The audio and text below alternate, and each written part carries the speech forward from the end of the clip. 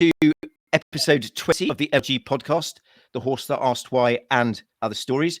I'm joined by the two biggest hoods in polo and a third who we'll come on to and introduce in just a minute. So before we get into the introduction, quick run round the houses. Glenda, what are you up to? You're looking like you're wrapped up, ready for the Arctic. What's going on? Yeah, I am at Gundawindi, which is on the Queensland-New South Wales border. Got my horses up here, about to get playing some chukkers and cruising around on my younger ones and my older ones, ready for the Queensland season, and then back down into all the Elliston and Garangula stuff. And it's pretty bloody nippy this morning, and the air conditioning's not working that well. So rugged up, but looking forward to having a chat to our guest. How are you going, Nick? What have you been up to? Well, it's very kind of you to and unusual of you to actually ask what I've been up to, Glenn. I'm still recovering from. I've just recovered from my 6 fractured ribs, just in time to fracture my collarbone. So I am recovering from that. Just back on the horse, doing a bit of riding, and spending a lot of time enjoying the Norwegian summer. Sadly, we've got 2 horses that are just back from the hospital, having been, and I would like to hear if anybody else has had this experience. They were chased through a fence by a moose. Nah, you win. Yeah, you win. I mean, what are the odds? What are the odds? Yeah. Chased by a moose, ran through a fence. One stuck its leg down a drainage ditch and basically sliced its fetlock, and the other one cut its back leg. So yeah, that's pretty much what we've been up to, managing that. Went on a nice boat trip today, which was 3 hours long, and then I was asleep for about 2 hours and 50 minutes of that boat trip, so I saw absolutely none of the view. But there we go. Roscoe, what's going on? Loafing as usual. England, hot, great weather. Interesting week. My crew. There's everyone in England seems to have COVID apart from me at the moment, and my crew got COVID earlier on, and they're just getting over it now. So we've had people helping out left, right, and centre, and so forth. Never a dull moment. But I just want to mention, I don't think a lot of the world realise how far they travel in Australia. Glenn, I reckon you should post some of the during the week. You'll do I think you said it was an 11-hour trip or something just to get up where you were. I think Nick should post some of those maps that you send through, just so people can understand how far they travel. And Nick, did you manage to run? You've not been looking at our Instagram feed, have you, Ross? No. That is exactly what is on our Instagram feed, Ross. Oh, very good. I'm glad about that. Did you run that moose in? Because I want to see it broken in. Yeah, I'm not going to. It's about 19 hands. It was only a 2-year-old, so it was literally it was just playing with the horses. Literally stepped over the fence to get into the paddock and then started running around with them, and they obviously went inside out. So no, I'm not going anywhere near it. Amazing, not going anywhere. Righto, let's get on with the guest. Yes, so we are very lucky to be joined for our milestone 20th episode by Mr. James Harper. Mr. Harper, how are you? Very well, thanks for having me. Yeah, pleasure to see you. Yeah, great to have you on the show. I know you're an avid listener, huge fan. Don't miss an episode. So great to actually full of feedback and insight. So it's great to finally have you, having been, I think, begging us to come on the show for quite a while now. So great to actually sort of finally have you on there. So Glenn, if you can you've done all of the extensive homework that there is on James on the internet. So give us a quick rundown of what he's been up to.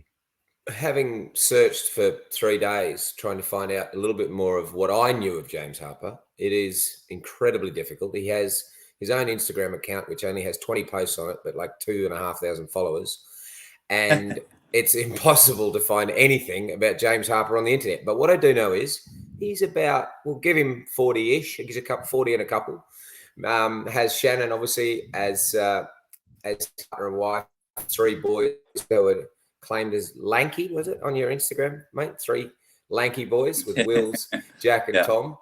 I'm pretty sure he started his pony club started his polo in the pony club, But from a non-polo family, and to get to as good as he's got to is a real testament to how much he's put into it. And I can't wait to find out how his polo journey has gone through. He's been to many, many countries around the world playing. Some are in the snow: New Zealand, Australia, Dubai, Argentina, South Africa, India, Pakistan, China, most of Europe. And as he said to us just before, there probably isn't many places he hasn't played, where Nick piped up and said, what about Norway? Hasn't been there. But anyway, that's coming up. He is a 2-time winner of the Gold Cup, 2018 with El Romanzo and 2021 with Thai Polo. Queen's Cup with Scone in 2019. Played with King Power this year with Nico Pierres, his good mate that he's formed a pretty cool relationship with. And one of the great things I think is awesome for Harps is that he's now the captain of the English team, who are going to be taking on Uruguay in the Coronation Cup this season. So, Harps, what I love about your stats that you can find, the little bit that we can find about you, is most of your really amazing accomplishments have come a little later on. Like now, the young kids are 16, 17, 18, 19. The Hetters and Perottos are winning stuff at this age. And you're not that age. You're nearly double their age, but you're at the prime of your career. Just talk to us about how you've ended up getting to, I mean, it's a big question, but how did you start and how have you ended up where you are?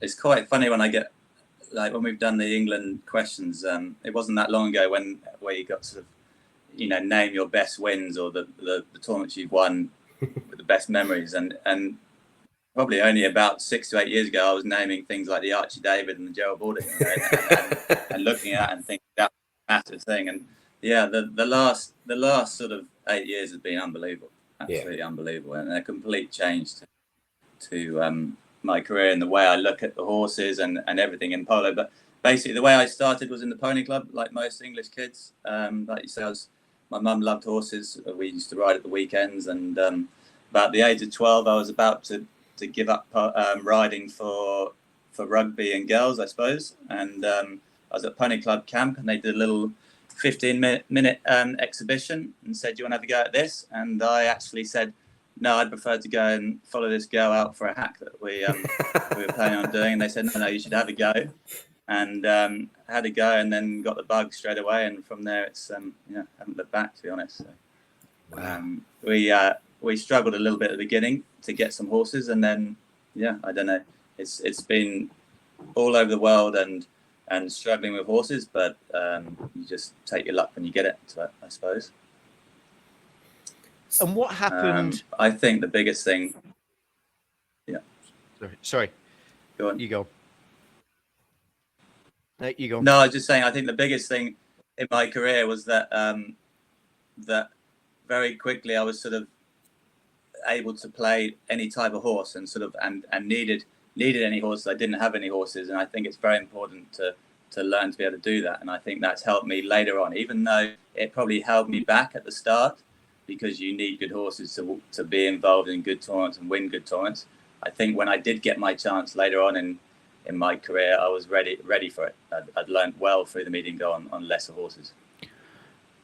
That brings me to a point that really you do stand out amongst most polo players around the world. You can get on a horse and you can keep it tidy, and if it's a difficult horse, you can play it within itself. How would you explain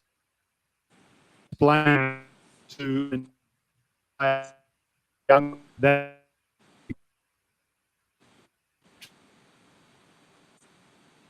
just cut out? I didn't get a word of that. Sorry. Yeah. Can you try that again, Ross? Fucking internet. The I don't know if I can say that again, how to word it. That brings me to the point of one of your major strengths that you've just alluded to is the ability to play any horse and play it within itself and keep it in the right shape. How would you explain that to a young player, or how would you help them learn that trait? Because it's a very rare skill. Yeah, I think I've been a bit too lucky over the last maybe 8 to 10 years where I've got used to now playing good horses, but definitely before that I had to make do with whatever was in front of me.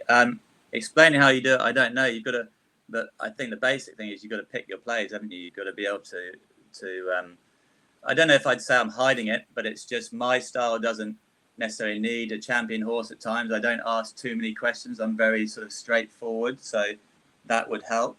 But I think you've got to, instead of going in 100% to that play and trying to mark someone, you go in at 80% and you control the horse from you know the sort of tipping point of horses. That it's difficult to get on a new horse and maybe do it, but as soon as you spent a couple of goes on one horse, you start knowing where the tipping point is and where you can push them to where they suddenly lose control of everything and it goes wrong. So I think that's an important thing to be able to get to know a horse as quick as possible, basically. And do you think that's helped you once you've got onto these better horses? Is my internet just shagged? Is it? No. No, he had his hand up ready to say a question. Oh, I can't see anyone because I've got I've got all your photos. Sorry, I've got all your videos shut down because my internet's so bad. Keep going, Roscoe. You go, Roscoe. Crack on. You crack on, Ross. Just talk over everybody. Crack on. Go on. No, you go. You go. I think you might have to put a little thing in this side chat. Ross, shut up. Yeah. That's all it'll be full of. Oh, geez. So I have my hand up. I tell you, sorry, I'll just butt in there and I'll tell you, Ross, which I think what you're going to ask is when the big thing is being able to play to a certain level on a lesser horse. When you get on a champion horse, that lucky I've been able to get on quite a few over the last sort of 3 to 5 years, you can get the opponent under so much more pressure because you're normally going in and marking them to a certain spot at 80% and maybe being 10 yards from them. Suddenly when you get on a champion, you're like, oh, hang on a minute, I can really go 100% in as hard as I want, stop when I want, go again when I want. So then suddenly you're getting right on top of these guys and putting them under pressure. And of course, when you're on the ball, you've got that bit more time because you can change your mind. That's the biggest thing. You don't have to decide the play because of what the horse is telling you. You can just completely leave it to what is the right play at the time. That's awesome. Yeah. Right, just Ross, so you know, I've got my hand up. Can I ask a question now? Go for it, Nick May. Okay, thanks. You've mentioned it twice now. 8 to 10 years seems to be a significant time frame for you. What happened 8 to 10 years ago that was, that's really changed things for you? It might be a little bit more, but I think a big thing is we moved up to Cirencester from the Calgary area when I was about 18, and I learned a lot over there, and we loved our time there. But actually, the biggest change was I went down from 6 to 5 and moved back to Calgary. And I struggled for a few years back there and sort of a similar thing, but I was getting more polo because there was more going on. And then I started traveling to Australia and doing a bit for Elliston, and I got very lucky to do a high goal run with Halcyon Gallery. It was my first job in the high goal, and we got to the semi-finals of the Gold Cup, and then every year from there I think I've been lucky enough to have a run. Yeah. That's awesome. But I would say the biggest thing is probably starting to get involved with Elliston and Elliston horses, and probably learning the importance of needing a good horse, because up to that point, because I got away of not having much, the horse side of things wasn't much of a focus. It was just a tool of the trade. And then I realised the difference it made. So then I started focusing on trying to get well mounted and look, a lot of luck. It's been a lot of luck being in the right place at the right time and being able to get the odd good horse here and there, to be honest. It's made a difference. It's been quite interesting that both Miguel and Pelon have spoken about certainly Miguel spoke about the Australia and New Zealand horses as part of their strings now, and Pelon, actually exactly the same as you, Harps, was very grateful for the opportunities to ride and understand what a really good horse is. Can you explain even more so? You've said it beautifully there before, but just how do you go about when you see them, like now you're involved with the Elliston program, that watching them with the young ones through, what are the things you look for in those younger horses? Yeah, we're very spoiled to sort of, like, for me, they're like the best, the good ones are the best in the world because they're just so athletic. But what do we look for? Across the neck, I don't know if it's gym board or I think it's a bit to do with gym board, it's a bit to do with the breed, it's a bit to do with what we do. But across the neck, the horses are unbelievable. And I don't know if it's something I look for, but we're getting horses that it honestly feels like you just have to think what you want to do and they do it. I don't feel with half the horses that I'm lucky enough to get to play in Elliston that I'm having to ride them. I honestly feel like I'm just thinking, oh look, the ball's over there, let's go, and it's like we're over there, and oh look, we're gonna go and do this, and we're over there, and that's the feeling I get with the horses that we're doing. Obviously, that's the 2 or 3 of each age group, the best ones, but they are just so good across the neck and just so have that feeling of waiting for you to ask them a question.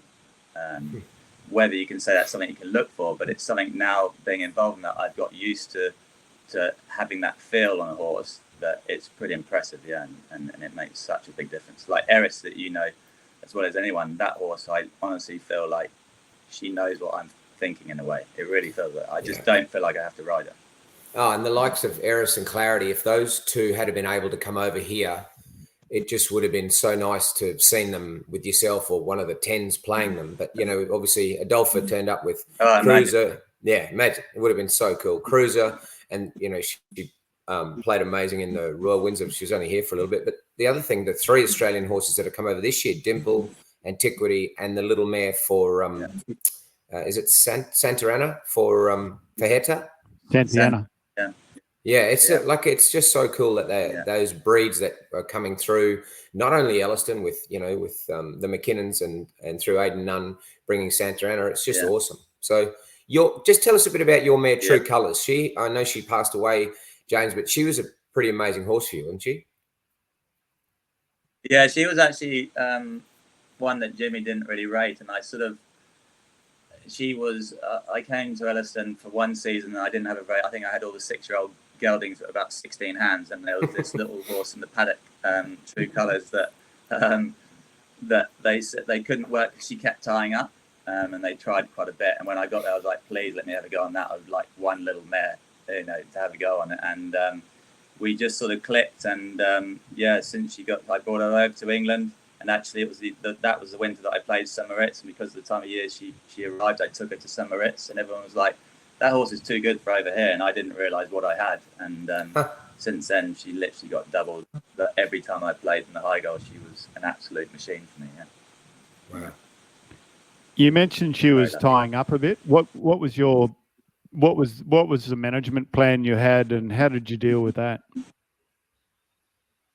To be honest, even at that stage, I was very green to sort of trying too much out. But I think the strong loosen hay can be a big issue with them, with horses that are prone to that. And just generally trying to get as much work into them as possible without it being hard work. You know, some people are like, I've got to work the hell out of this so then it doesn't tie up. But it was more of a slow process, and being out longer walks, longer sets, longer rides without it being too intense. And then obviously when you get up to the point of playing and you're pushing them along, you can as long as you keep that going with some sort of hay and very low mix that's not giving them too much energy to cause you too much problems, you can keep it going. The problem was to get it to the point of playing, and that was more from longer rides, long sets, and very little amount of food, to be honest, to start with. Just whatever you could get into it that wouldn't cause you a headache. Good advice. That's awesome. Yeah, exactly. Harps, I'm really interested in how you've ended up with this relationship with Nico, but how is that sort of formed and ended up? Because it's not very often that you get a close relationship as a 7-8 goal Englishman with a 9-10 goal Argentine that allows you and wants to keep that relationship going. How's that formed? And it must be pretty cool to have that because you're well respected within the community. Yeah. So. Yeah, it's very cool. Nico's, I think, a little bit different to them, or he's very, very relaxed person to be around, really easy to talk to. So from day one, when we got him to play with Para, Para loves a bit of a chat as well. He was always very relaxed around us, and we just got very close. The fact that, I mean, that first season couldn't have gone any better. We didn't expect anything. Actually, after the second game of the Queen's Cup, we were talking about we should be booking in for the Warwickshire because it didn't look like we were going to win a game here, and then suddenly we end up winning the Queen's Cup and then losing the semis of the Gold Cup to Dubai in quite a close game as well. So it was like a dream season. So obviously you make a you create a friendship there. But yeah, on the field, I don't know. I sort of play the high goal in a way that I try and control the back door, get the ball, let someone like Nico come and get the ball off you, do his thing, and then pick up the pieces behind him, because those are the guys you want 90% on the ball, 90% of the time on the ball. And it's just our style seemed to work. And Nico gets fired up at times, and I'm sort of the opposite. But I don't think there's any sort of secret behind it. I just think we've just got a good relationship, and we can deal with when we're stressed or not. We can control it quickly and get back in our heads in the game. And he's got a lot of I don't know what, not respect, but he's got a lot of confidence in me on the field, and which then obviously someone like me would grow in confidence on the plays you do. And like, again, luckily I've had some really good horses, so I've been able to sort of get the job done at the back door, and he can go and do his thing going forward. So yeah, that's very evident for sure with the amount of respect he has with you. Yes, Roscoe. I heard that when he got offered the King Power deal, that he said that you had to come with him. You had to be part of the deal. Yeah, he sort of, exactly. Yeah, I mean, I'm a bit sort of, I didn't expect to be playing with a team like King Power. I've been very lucky, and we've done well in the high goal, but King Power is sort of like a Man United type job to me, and I haven't been involved in any of those. And yeah, he got offered the job, and he said there's only one person he wanted to play with, and that was me. Luckily for me, yeah. Unfortunately, we've had our worst year this year, but it's been a tough year because about 10 teams can win, and we actually don't feel like we've played that badly. We just haven't quite got the job done. There was always that feeling that we had a team to go and win a tournament, and it was just unfortunate that for the last few years, all those games we got over the line by winning by a goal. This year we were losing by a goal, but not for any major reason. But yeah, it's been pretty special to be involved in King Power, that's for sure. Wow. Yeah, that's pretty amazing. That's sort of serious attribute, serious accolade, I reckon. The fact that that's difficult for you guys, which was a very good team, to win many games was actually that says a lot for the English season this year, because it was literally so many teams have been so incredibly strong. Have you ever seen it like this? No, it's, I mean, not good for us this year, but it's so good for English polo. I mean, anyone now feels like they can do a team and have a good chance, whereas 3-4 years ago it was literally 2 or 3 teams, and it was like, what's the point if I don't have Cambiasso or Faku? I'm not going to win. So it's in such a good place on that side of things, and it makes, like, I feel very lucky that I still get to play the high goal at the moment, and it makes it even more special because the games are so intense and so like full on, and you're pushing yourself to the absolute limit to try and win these games, and it makes it so enjoyable as well at the same time. So what sets these kids apart, the Hettas and the Bartos and Perottos, the way they're playing, especially Hetta? I mean, I've been watching some of the videos from over here, and the kid just seems like he's out for a Sunday stroll, but he just scores and does these unbelievable plays.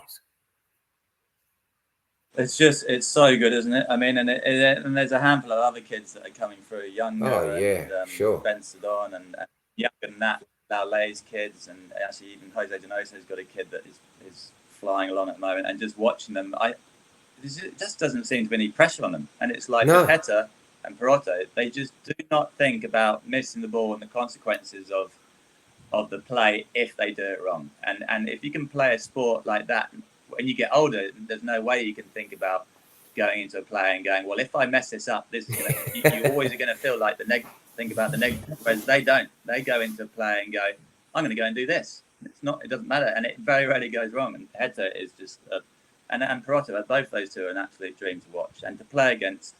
Those are the hardest two to mark, I think, at the moment, because they're so quick. Is it just that the youth? Is it just the youth, and they haven't actually, yourself, Harps, you've sat there and you've tried to hit a penalty to to win the final, or lose it or whatever, and they just look like they don't have an issue? Is it just because they haven't done it enough times and messed it up enough times? I think that's a lot to do with it, and they are just absolute freaks. They're so good, so confident, hit the ball so clean. I mean, Hetta, he's not a big kid, and he can have 2 guys trying to steal the ball off him, and he makes half a stride away from them, and then just winds into the biggest shot and launches one 80 yards above the goal, bloody 200-yard shot. It's ridiculous how hard he hits the ball. It's just confidence. It's just confidence. And every time he goes for it, he seems to hit it like the perfect shot. And Perotto's a very similar sort of talented player, but he's been drilled by Cambiasso on the way through. Like, this kid's, I think, is just going to win so much polo over the next 10, 15, 20 years, because his dad's not only taught him to be so good and so good on the ball, but he's teaching him to win. And this kid looks like he's going to be an absolute winning machine very soon, and going to be hard to beat. Wow. That's awesome. It's great to get your input on that. Can we just go back to your horses for a second? I've just got some niggling questions that I have to get out. When you were playing a lot, I don't know if you played a lot of medium goal again this year, but over the years you've played a lot of medium during the high goal. How do you go managing that? And do you find it as a benefit, or is it really tricky and quite difficult? Look, to start with, I always used to do it because I was very scared that the high goal was going to be like a sort of one-off, and I didn't want to drop my jobs that I'd take ages to get good contacts with the medium goal patrons just for a one-off season, and then be in trouble the next year. But actually, it's something that I've learned with. I don't know if it's our type of horses, but I think myself and the horses 100% play better from playing a lot of polo. Okay, you get the issues of the odd injury, but that's just something you've got to deal with. But it makes me sharper, makes the horses sharper. And even with King Power this year, it was part of my deal. I said to them, you have to let me play some medium goal. Okay, this year I didn't play anywhere near as much as I normally do, which maybe that's the problem why we weren't getting the job done over, the one goal ones over the line. But I've always said you've got to let me play a few tournaments, not just for the horses, but you have a bad game in the high goal, and then you go and drink mate all week and hang out together, do a few slow practices, and all you do is think about that bad game. If the next day you've got a medium goal and you go out there and get stuck into another game, that issue is gone and off you go again. I couldn't agree more. Yeah. That certainly helped for me. That's but it great didn't. Advice. Yeah, most of those other guys, like all the 9s and 10s and even down to the 7s and 8s of all the Argentine players, none of them play any medium goal, really. They all just do the high goal. And as you say, you play one game, nearly every 5 days or so? But I actually do think they're starting to think about it. The kids, Perotto and Heta, have been playing a lot more, and even speaking to sort of job next year, they are starting to think that even at least maybe the younger kid, the 4 or 5 goal kid that's playing, should be playing another level as well. Just to look how good was Santos Merlos this year. How much did he improve through the year? And he was playing. He kept all his medium runs through the whole time. So I think it's very important. Obviously, the major issue is if you get injured and how you manage the horses. But luckily, through with the things with Jim, with Elliston, with my own setup, we've always had numbers. So I've managed to sort of manage it quite well. I think on a horse front, it plays a massive role. Sorry, Nick. Will you go, Nick? Yeah. Okay. Oh, challenging. So, James, I was going to ask. You made. Oh God. You talked a bit about Adolfo and Perotto, the sort of dynamic, and watching them play. Perotto is so clinical, so smooth, and he never seems to get, flustered at all. And Adolfo, by comparison, can from the outside looks as if he gets, quite sort of fired up. Do you think that Perotto's calmness is something that is as a result of Cambiasso's urging to say, just stay calm, I'll deal with all of the pressure, you just get on and playing? Or do you think it's a conscious decision that he's actually trying to say, okay, just you got to stay calm because that's what's going to take you forward? I think Cambiasso is probably a lot calmer than you think, and it might just be a way of, at times, how he manages games and deals with certain things. But I just think, looking at him, in my opinion, he's just teaching him so much over the last 2 or 3 years, just how to win when you're playing badly, how to win when it's not going well for you, and obviously a calmness and being in control of yourself is very important. But I don't find that Cambiasso is a person that gets too wound up. I think he's most of the time very much in control of himself, that's for sure. Except for possibly with the umpires a bit. And then you've got the exact opposite where you've got Lolo on the sideline watching his boys go, and he looks like he's about to have a coronary every 2 seconds. Yeah, but Cambiasso, even though he gets fired up with the umpires, it's constant chat, isn't it? It's constant pressure on them, so they're always thinking. So when he lets them know when they get one wrong, so they get 3 or 4 wrong, maybe the next one's a bit of an easy one because it's like, oh, we've got to give him one. I'm not saying he just manages that very well. He's very good. Yes, he overtalks, and yes, he gets fired up to the umpires, but I think he's in control of himself. I honestly think he's very good. Yeah, he's got a plan, hasn't he? The kids and the kids now don't seem to be very noisy at all. No, but I mean, I don't think Cambiasso would have been. I think it's just a thing as he's got older and maybe a bit slower. Yeah. It's a way to win games when things, when you need that extra bit of help. But before he would just play. I mean, he would have just been like head-to, just like unbelievable. Wide open. Wouldn't he? Oh, mate, I remember him in Florida. Even the wrong plays, you watch him, you're like, what is that play? What's he doing? But yet they don't miss. Bang. And it's like, okay, well, he just scored the goal, so well done. Sorry, Ross, I've got my hand up, so I'm just going to say something. We talked a little bit about Scone. We've talked a little bit about King Power. Can you talk a little bit about how the King Power thing came about? Yeah, so last year we had an amazing, which was a big surprise. We had an amazing Gold Cup with Nico and the boys, and King Power started talking to Nico sometime in July to do a 2-year deal with him, and he, luckily for me, said, I want to play at Hearts, so he took me with him. Yeah. Fantastic. What happens next year? Just depends on Handicap. Have you guys got the same team for next year? Are you allowed to say? Yeah, this time of year, it's like lots of sort of rumours and lots of chat. I think there's a very good chance we'll stay with him. It was a bit of a disappointing year for lots of reasons. Obviously, Nico had his injury and probably weren't prepped as well as we wanted to be. And we wanted to do so well for such a big team. So we feel like we really need to give it another go. And we can do. And we can do well with it. But you know what it's like at this time of year. Nothing's for sure. So hopefully I can give you an answer in a couple of weeks. Oh, mate, good luck. I hope it works. You've had a pretty cool relationship also with Biami and Ollie, Charlie Hambry, when you won with El Romanzo. You're playing with Biami again in the coronation against Uruguay, and also with Louis Hine, who you won the Gold Cup with, and also Tommy Beresford. It's great. How good for Biami to have won the Queen's Cup as well this year. He's seems like he's playing seriously well. How will you go playing against that Uruguayan team? It was, great. Don't get me wrong, great. It's a great team. We played our first practice today, actually, which was a lot of fun, and great for Louis, and he very much deserves being in it. It's unfortunate that Pelon got injured, because we were hoping to play with what we class as our sort of our best four, which was Ollie Cudmore was going to be involved. And, of course.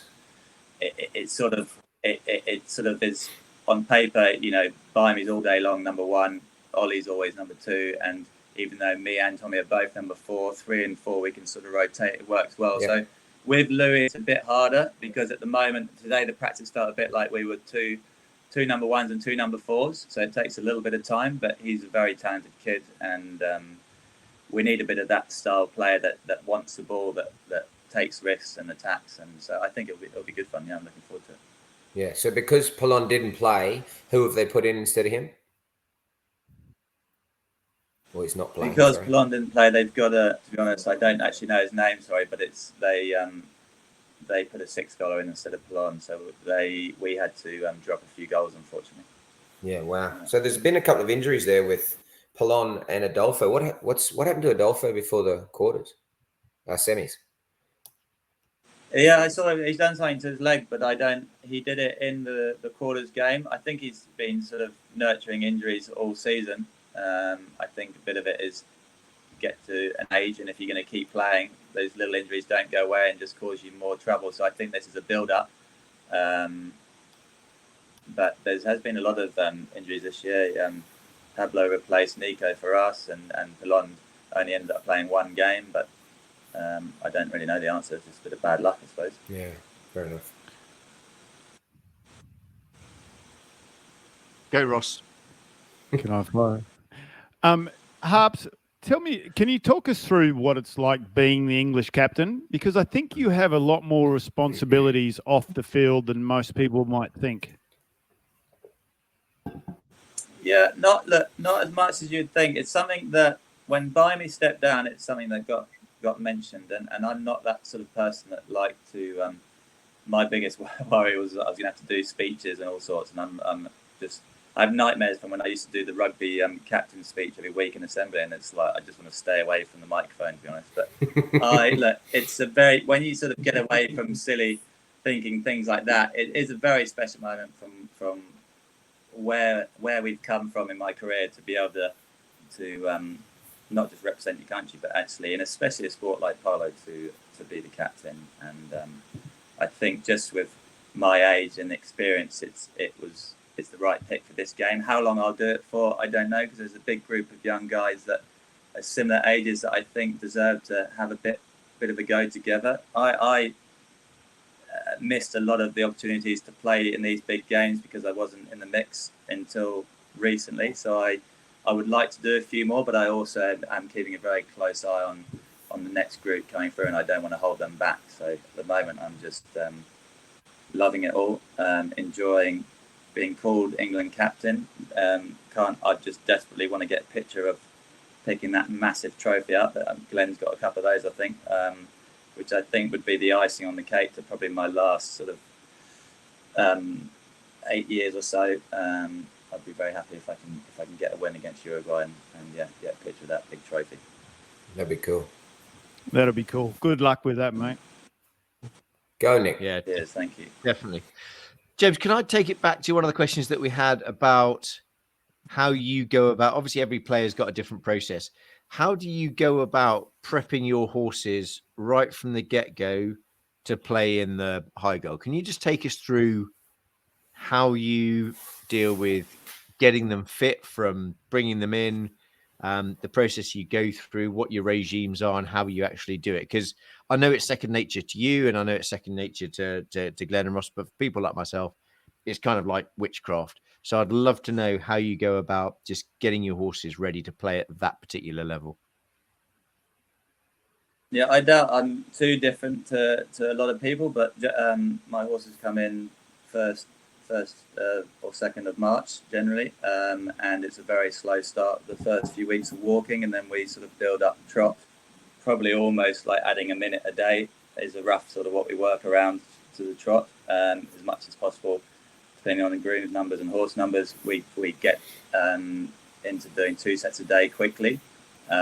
We still keep the horses out at nights, even now when I'm playing the high goal, even though I've got the Gold Cup final the next day, my horses live out at nights in paddocks, not with a lot of grass, not big paddocks, but small corrals. And so we do that from day one, which I think is a big help in the training, and especially at the start, when they've just been out for 6 months in the paddock, if you suddenly lock them up in a stable for 24 hours a day, I don't think that's very healthy for them, but that's the way a lot of people do it. And then just before it comes to time to start singling, which is normally around the start of April sometime, we get their teeth done, and we get a friend of mine to do the backs. And so I sort of feel that when obviously the first week, 10 days of riding is, you're not asking too many questions, you're just going through the motions of getting the buck out of them and just getting them to concentrate a little bit. But then I feel like when we're starting to ask the questions, there's no excuse for how they school in a bad way, because we've checked all the sort of, they're not sore, the teeth are good, the feet are good now, they've had plenty of time to get their feet back looking good with shoes on from the winter, and we're like, right, now mid-April we're ready to go. It's a bit harder schooling, slow chuckers, and I think there's no excuses. And I really like that process, that there's no sort of doubts of why things are going wrong when you've ticked all the boxes of everything I think you can check on a horse before obviously the 1st of May, when it really all kicks off. And how long are you singling them for? You mean each singling, like time-wise? Just depends on fitness, time-wise. Is it a 5-minute blast or a 20-minute? How do you do it? I mean, now when I'm riding them in the middle of the season, it's sort of 15 to 20 minutes and a decent warm up and a bit of air near the end. And there's not a massive amount of schooling probably during the season. But at the start of the season, I don't really annoy them too much in the mouth. It's just a bit of time on them. It would be 15, 20 minutes, slow canter, just changing legs, moving them around, just get them concentrating on you. But actual hard schooling up doesn't really happen until probably doesn't even really happen until when we've really started playing, and you get those first few games into them, you're like, right, now these things are not happening. You need to start listening and doing this. So generally work around That's cool. And you're 15 to 20 minutes. I would. You're talking about your older ones. More. You're talking about your older ones. I'm assuming. And so, what if you're bringing one over from Australia or wherever? How would you look to introduce that into the polo over here? Like a younger one. Yeah. Or yeah. I mean, the way we've done it is obviously they would start in the meeting, go on and see how they start with that. But when I had my horse at Cowgie, we lived by the common there at the back of Amersham, and we would still take them for long rides because that's what they're used to in Elliston and a lot of the horses over there, just to clear their heads. When they're a bit younger, just going around the exercise track, always doing the same, and going off to the polo field. Every now and then, taking a horse there's nothing better than taking a horse for a long hack and not annoying it, just going for a ride, and just they love it. I mean, they just absolutely love it. The Aussie horses I've dealt with, taking them for a ride around the common for an hour or even longer. So I think that's a big thing. But I think a big thing with the Aussie horses that I've dealt with is getting them in reasonably quickly and playing them as much as possible. And I don't mean every time you take them, double them, but more polo the better. Like, just take them to polo as much as possible. And that is one big thing that we work on our horses, that we don't necessarily ride them hard, but we ride them a lot and we play them a lot. And I think that makes a big difference with our type of horses, especially Norman Pentaquads. Yeah. So Harps those. Hey, Yeah, just exactly. Is that little mare that was tying up on you earlier? Was that a Norman Pentaquad? Yeah, it was. It was actually it was out of a thoroughbred mare that someone gave Kerry Packer. That he said, "Oh, we might as well try breeding one from," and by Norman Pentaquad. Yeah, and it was a tough thing. Once I got the tying up thing right, I mean, honestly, I would double her every single game, and she was one of those horses that you would get stuck on for a chucker, and she would do it, and she'd still be available at the end of the game to go again. She had a big wow. Yeah. They just have a massive constitution, those Norman Pentaquads, don't they? Yeah, it's pretty impressive. I mean, for people playing in England in the median goal, a Norman Pentaquad gelding is just worth his weight in gold because he goes better and needs to play 5 or 6 times a week. So it's happy days. I think there's 2 really good tips in there for people bringing horses over.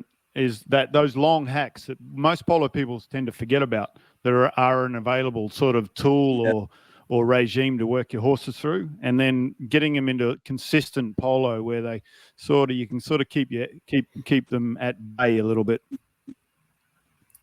Yeah, I agree, Roscoe. But the one thing that I found with the first season ones I brought over, Harps, and please tell me how you felt with this, is you had to be careful if you felt sort of get of them.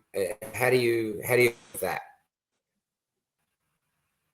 Sorry, you just cut out a bit there, Glenn. What was that? Sorry. No, just first. Over?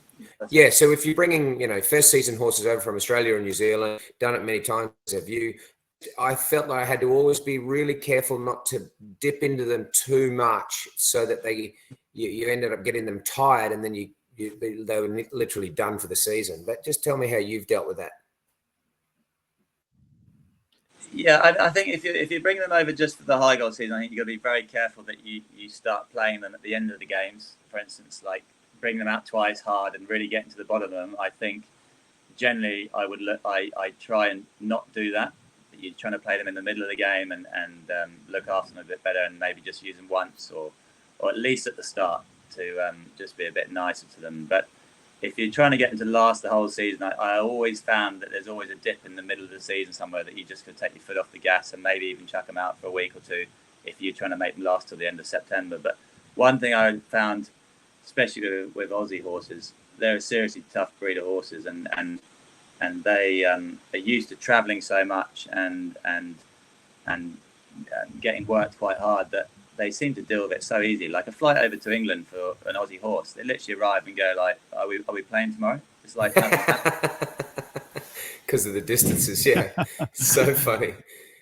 Hey, Yeah. Hups, we talked But I earlier. think, you know, as much Sorry, as we joke keep about going. it, I think it honestly helps. It does honestly help with us when they've got used to going from Elliston to Grangton, a nine-hour trip, and then sometimes playing the next day, and then again going on to Melbourne, and then going all the way back to Elliston, which is about 14 hours. So I think it's a massive thing that traveling, especially when you're doing a lot of medium golf for those type of horses, just doesn't even touch the size. It's just something they're used to. So they do seem to handle the English season very well. Yeah. Okay, and we talked about the Norman Pentaquad. For those people that don't know who he was a stallion used by Elliston, found in New Zealand, and he's been cloned, I believe. Harps, can you tell us? Are you allowed to talk about him being cloned and is he in Australia? Well, I hope I'm allowed to because I'm about to. Yeah, yeah, he's in Australia. He's at Elliston. He's about 18 months old. He didn't have that fifth leg that everyone thought he was going to have. He's a funny-looking little thing that's taken us time to get a good amount of weight on. Hang on. Can we just talk about that a little bit more? Can we talk about that extra leg that he had, that the original one had, and then it didn't come through on the clone? Can you just elaborate on that a bit? I know, it's amazing. I mean, try and understand that. You sort of expected, I don't know what I expected. But you expected there to be something.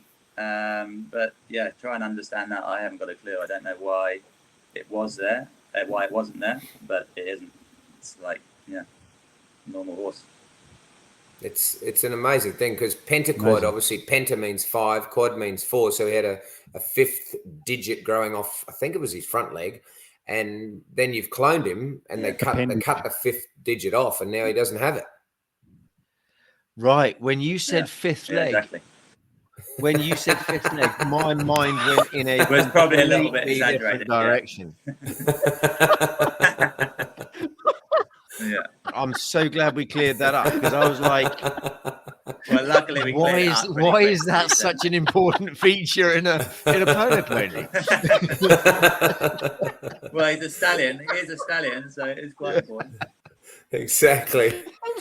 Oh God. No, look, sorry about that. I mean, he's a very famous stallion from. He's done a lot for Elliston breed, and a lot of our horses have Norman quite far back now, so it's quite exciting time to see. It's actually quite interesting to see what will happen because Norman Pentaquad was very good at making a random thoroughbred breed a polo pony or a horse that played polo to a very good level.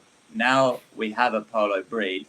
How he will improve that will be interesting. But one thing it will do is it will make them very sound, very tough horses, and I'm excited to see. It is exciting. James, I've got a question about young horses. Have you got your own young horse program, or are you going out and looking for horses that are already made, or how do you do that? To be honest, I do have a bit of a young horse thing going on, but I always said that I wouldn't breed because I don't have my own land and it's very expensive to start paying per head when you're doing young horses, and I never really wanted to do it. But I've been surrounded by some of the best breeds in the world over the last 5 or so years, so I've sort of have taken advantage of that. And for the last couple of years, I've had 3 foals each year. Unfortunately for me, they've all been boys, so I might change my mind and stop breeding. Bloody Gildens. So that's why I've got a load of boys to get going soon. The first lot will be broken in next summer.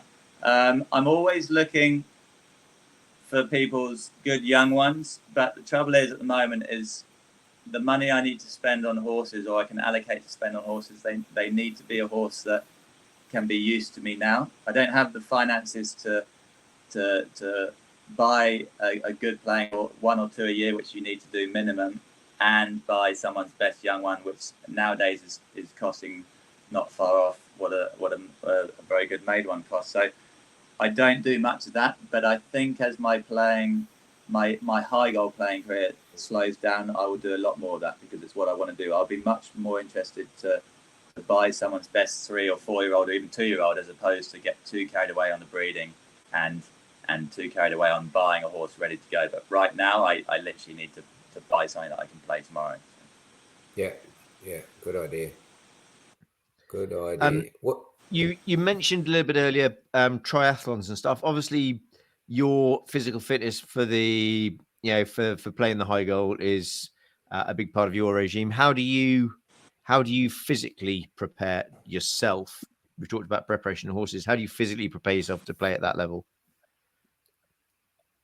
I certainly wouldn't be as intense as some of them, and obviously the older I get, the more effort I need to be into it. I make a reasonably big effort the month before I come back to England to get into shape. Obviously, we're playing and riding pretty much all year round, so you never completely get out of shape. But extra work in the gym, I would go pretty hard in April, and then I get to England, and then it's maintenance really. And if I'm doing the meeting goal, I quite often will be playing 4 or 5 times a week. So I would probably, once we get to England, concentrate more on the stretching side, which I do every day, with a bit of cardio, but not a massive amount. And actually, the guy we work with is more into of less cardio and more stretching with weights and getting strong at the end of your stretch sort of thing, which is great for polo. But I'm not like full on in the season exercising, no. Mainly stretching, I'd say, during the high goal season. Okay. Cool. we Cool. Ross, sorry, Harps, we had a lady vet on, Caroline George, who spoke to us, and we asked her in particularly about the horses, things that we could do better. She thought that we didn't necessarily cool off our horses as well as we probably should, or as other sports. What are your thoughts on that? I would definitely agree in the lower levels.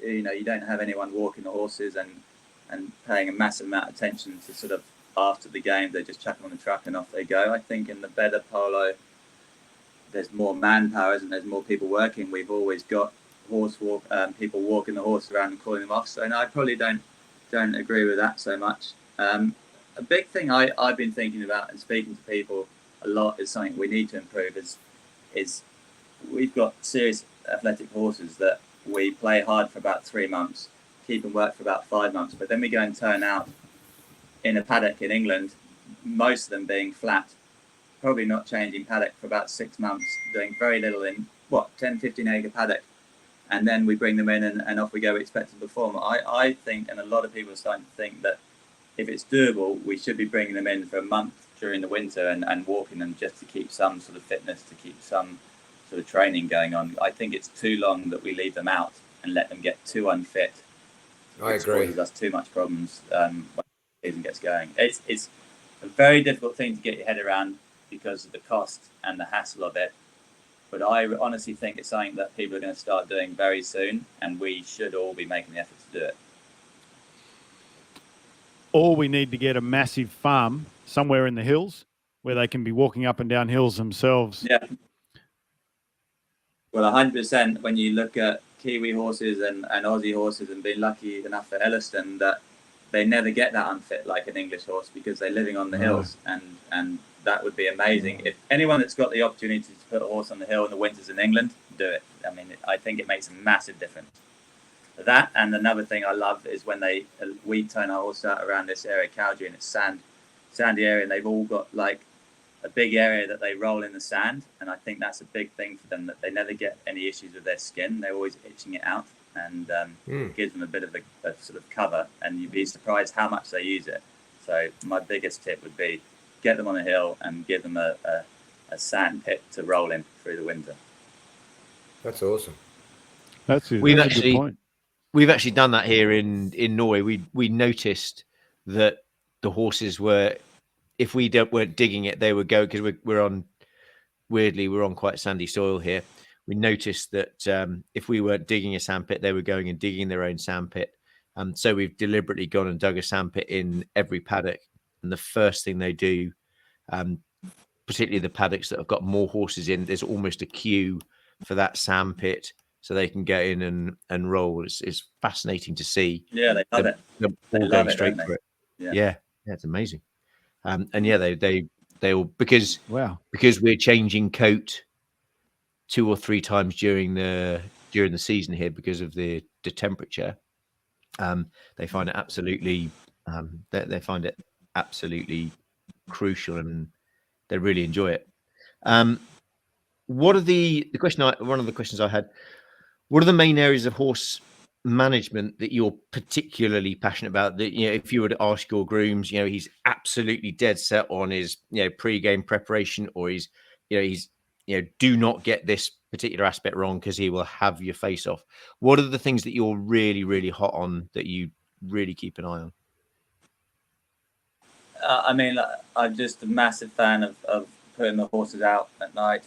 It's not really anything to do with training, but I think it's very good for any small injuries, very good for their heads, very good for recovery. I won't change that. And for the first few years of the high goal, I almost was embarrassed for people to find out that my horses still lived out at night. So now it's, King Power even put in paddocks for me in the driveway to be able to turn all my horses out. That's the biggest thing that I'm most passionate about, and that we work our horses a lot more harder than everyone else. And it's not like I'm getting on them and schooling them hard. It's just time. I spend a lot more time on my horses than all the high goal guys, all the Argentine guys do, that I know, that's for sure.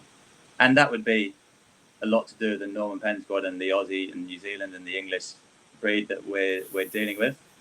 But I think it could benefit them as well. I mean, look at that Open Callaway that Heads is flying around on at the moment.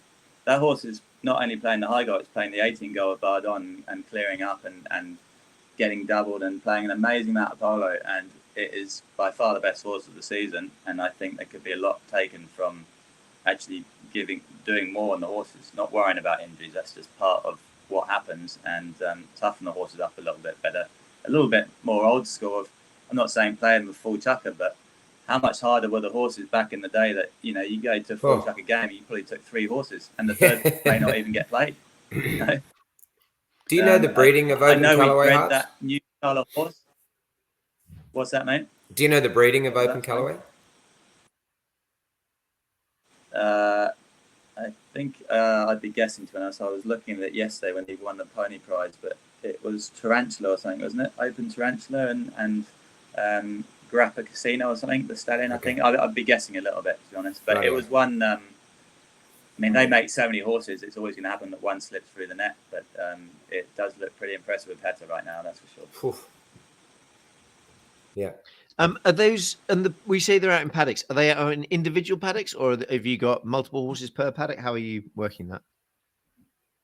That is one problem we've had a bit this year for the odd injury from being out together. So I prefer to put them in individual paddocks, and I'm talking, a paddock the size of 6 stables, like a small paddock, very little grass, just enough to get them out if they want to have a buck, a roll, a sort of jump around, and then a wander around in the night. It just doesn't have to be a big paddock, but ideally now, because of the quality and the cost of the horses that we're dealing with and the risk of injuries, it's gone from having 2 or 3 in a paddock to trying to get them in smaller corrals and being more single, but purely just to take away any chance of injuries, really. Yeah, cool. Harps, you've played in a lot of countries around the world. And you mentioned earlier that you'd played a fair bit in Pakistan before we got on the podcast, and also in Dubai. Tell us a bit about those couple of countries that you played a lot in. I think Pakistan especially is I learned a lot from there. They're actually one of the nicest group of people in the polo world. They were so welcoming, and I've got some lifelong friends from spending a few winters over there. I think we used to play horses that they would bring they do pig hunting there, which apparently is pretty wild, and they would literally bring them, they would never have learned polo, they bring them straight from the pig hunting, and we would play them. And because these horses were used to dealing with anything, polo was easy to them, and just different experience like that. I think you can learn a lot from that, and different styles of polo, and Yeah, I loved it. Were they off the trackers or and anything, then mate? Dubai, I had Were they thoroughbreds? no, Or it what was were all they? sorts. To be honest, Yeah. it was all off the track. They struggled to bring horses from Argentina at the beginning because they have like a 200% tax thing on bringing horses in, so it was very expensive to bring Argentine horses in. So when I first started going there, they were thoroughbreds off the track, anything they could get their hands on. And then Dubai was somewhere that when I first started traveling, I got a job there, and it was probably my first proper experience of being a professional. I got very close to the sheikh over there, and he looked after me very well. He used to send me to Argentina to manage his farm for a few months and find him some horses. And it was the first time that I really learned what you had to do to off the field as much as perform on the field. At that stage of my career, I probably didn't make enough effort on my training and the concentrating so much on the horses, but I learned a lot on how to move forward in the polo world. That's for sure. Awesome. I've got to know more about pig hunting on horses. Did you try it? Did you see it? Mate, honestly, is there a video of it? No, I wish I did. I played for the army, and he said I'll take you, and it unfortunately never happened. It is meant to be absolutely insane that you've got a spear and you're basically chasing a wild pig over God knows what sort of terrain, and these horses will just go wherever you point them, and have these crazy ass pigs trying to probably bite their legs off. And so when suddenly you get on them and put a polo stick on and try and hit a ball, they're like, no, not a problem. The only thing that would happen is you play these horses for about 3 or 4 games, and then they suddenly started working it out, and then would go through the bridle or start going wrong. But the first few games we got to play them, they were an absolute dream. That is classic. That is classic. Holy hell. And you spent a lot of time in Argentina, Harps. How did that all come about, and where have you spent most of your time there? Yeah, so the sheikh used to send me he bought a farm in Camdereco, which is about an hour and a half drive from Pilar. So I wasn't sort of in the mix in the middle of it all, but I love the polo way of life there. My family didn't enjoy it that much, but I love the food, I love the culture, I love the polo. Obviously, is the only place to go and to really improve, and they play such a different style of polo that you can only learn from it, whatever level you're playing, because it's so open, so the opposite to what we get taught as young players, really. So, yeah, I've spent a fair bit of time with that, and now, again, in the later time with the high goal, they try and get you over there for I did the camera 1 year, and I'm trying to look at going back and hopefully seeing Dimple and Antiquity go well, and do a couple of weeks maybe over there, and getting back playing a bit more of that polo. I think it sharpens you up, and I think it's an important thing to do. Are those Dimple Antiquity going to Argentina for sure? Yeah, that's the plan. Yeah, so Elisina bought them, and they are going to go to Argentina probably in the next month or so. And, Elisina bought them. How exciting! Over who gets to play. Yeah, so that'll be good. Yeah, can't wait. That'll be great to see the big mare playing over there, Dimple. And mate, you must be really proud of your boy Wills. Yeah. He's had an amazing couple of years and been on so many podiums. You mentioned earlier that he had an injury and then a bit of a sickness. How's he recovering from that? Yeah, I mean, he's been absolutely flying. That he's been very lucky to get one of the best jobs each year in England. He hasn't had a great year this year. I think he was starting to play well. He had a better winter in Argentina learning, and he was coming in with confidence. It's a hard environment to be around. It's a big team that expects, and I think he's learned a lot from it. But unfortunately, he had a bit of a riding muscle issue and then got glandular fever, so he's missed the second half of the season. And I think he's going to have a big August and September where I just want him to go away and play a lot of polo again. When he went from 3 to 4, he was absolutely flying, and he went to New Zealand and won the Open there, and he beat me in the final actually, and he was confident and quick and aggressive, and like these young RG kids, they play in a style that they don't think what can go wrong, they just attack it, and it's very good to see. And he's struggled a little bit with confidence, so I think he needs to go and get some polo under his belt. But he's doing great, and luckily with these big jobs gives him the opportunity to start quickly improving his string. So then you're always going to be an option for people when you can mount yourself in a good level. So, Yeah, which is important. that's awesome. Congratulations for getting him so well mounted. Fantastic. Yeah, thank God all three kids don't like polo. Luckily, he's the only one at the moment that really likes polo. Yeah, financially astute. So last question that I've got, unless Ross is good. Ross, have you got any more questions for James? Nope. Thank you. When you want him to shut up, he won't, and then when you want him to speak, he does that. It's just the consistency is just unbelievable.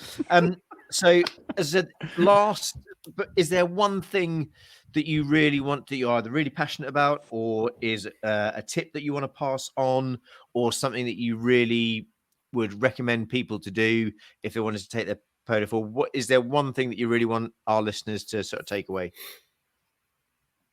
I think we've said a lot of things about how we like to prep our horses and do certain things, but I think the biggest thing, I'm a big believer that especially the younger kids coming through need to play as much polo as possible and play as much different type of polo as possible in as many different places as possible, because you're only going to learn. I don't care who you are, what handicap you are, but if you go and play the 14 goal in Pakistan on horses that come from pig hunting, you're going to learn something. It cannot always be the best horses in the best fields in the world playing the best polo with the best players. You have to learn from doing it hard.